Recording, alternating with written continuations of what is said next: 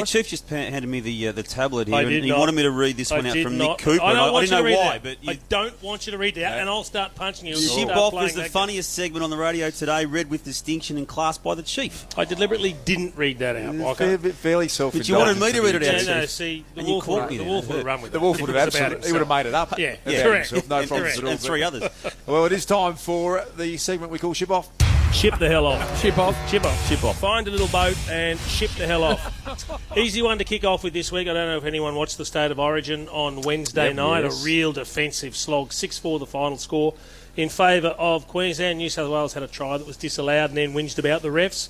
That's called sour grapes, boys. So New South Wales, you can ship off. Now, this is a big story. We've had a lot of social media feedback about this. A wonderful creature of the wild that has been in captivity in the Cincinnati Zoo in Ohio, an endangered silverback by the name of Harambe. Now, we know what happened. A little 4-year-old wandered into the enclosure and was getting tossed around like a rag doll, and they ended up... It's emotional future. Yeah, it is. It is, you can tell. It's close to home. Yeah. They had to take the silverback down. Now, I've got a few issues with the zoo staff. First and foremost, to have an enclosure that any kid can just wander into worries me to start with. What do they think? I would have thought the safety issue should be a little bit more protective than that. The second one, do we not have some of the most, given this modern day and age, some of the most powerful tranquilisers we've ever seen before? Yes. Or someone just pulled out a giant gauge and said, let's get into this and blow his head off. Give me a spell. Well, they mightn't have been able to locate the big dart. Well, then that's poor.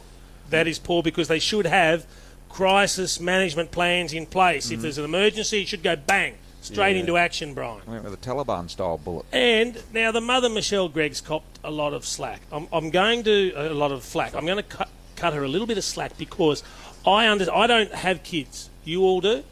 So I suspect there are times where you do lose sight of a kid that can just take off. Been known to happen, Chief. Not in a gorilla enclosure at a zoo, but no. But what you don't do is get on social media and say, accidents happen. Yeah. You could show a little bit more remorse than that. No wonder you're going to get charged with being a flog. So she can ship off and the zoo staff can ship off as well. Double shipping. Everyone's at fault. Now, this is interesting. We'd all be very well aware of an Australian actor by the name of Alan Dale. He was a staple on Neighbours for many years. He's been in Ugly Betty, Lost, ER, The OC. He's got a new series coming out called Secret City. Lives in the States now, over in LA. He was in the third instalment of Indiana Jones and the Crystal Skull, the movie Entourage, Captain America. So he got a long list of credits. Well, he's been quoted in the build-up to this new series called Secret City talking about fame. He said, look at people like these Kardashians. And this is a quote. They are famous for being famous. They actually can't do anything except have a big ass. They don't have any talent. Now, is Alan not aware of the show Keeping Up with the Kardashians? Is he not aware of the show Kourtney and Kim Take Miami? Or the show Kourtney and Kim Take New York? Or the show Kourtney and Khloe Take New Miami? Last year, the Kardashians signed a new deal for $100 million for 4 more seasons of Keeping Up with the Kardashians. Extraordinary. And he's saying they've got no talent. It's a left field ship off, Chief. Yeah, it is. I'm actually going to ship myself off for trying to stick up for the Kardashians because all Alan Dale's basically said is everything that we're thinking. So I'll ship off and the Kardashians can ship off. I'm enjoying the Chief wandering to the Kardashians. That's tonight. Got another one. I have an issue with the New South Wales government. They have decided to introduce ground-level traffic lights for pedestrians that are using mobile phones and not looking where they're walking. I say, let's mow a couple of them down, and that might actually make them start to take a little bit more notice. So for kowtowing to flogs that don't look where they're walking and just use their mobile phones and walk blindly into traffic, ship off, New South Wales government. We should be able to hit them with our bull bar. So if one walked into you, Chief, on the footpath and was doing a job on their phone, what would it be, a full-on hip and shoulder? I'd just mow them down. Pick them up later and find out what was going on. And the final one, a gentleman's been walking out on the green stuff earlier today. He's kicked footies with kids, he's kissed babies, he's announced a new deal down here for North Melbourne. He sat here and rubbed his toes in front of us, got his tinnier up on the table, which I really didn't appreciate.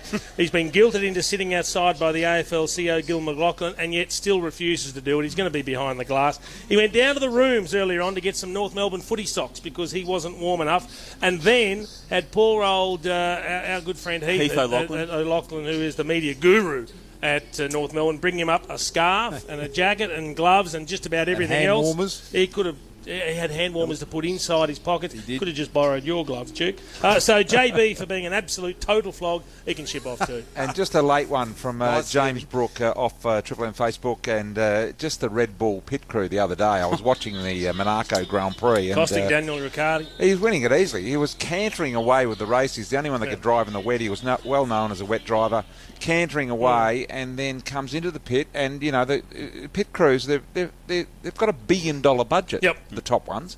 They weren't ready. For them not to be ready, and even if they weren't ready, for them not to be able to see him coming down the pit lane in time to still be ready is an absolute disgrace. I think Conspiracy theory? I think it is. I think now, twice this year, and we've seen Webber go through They're the anti-Australian. same stage. I think they've got something against the Aussies there. I think they should ship off as well because they were a disgrace. How are And you, I have how are to you letting ship Brian. BT shipping off? Yeah, I'm shipping off Brian Yeah. for Shipping off.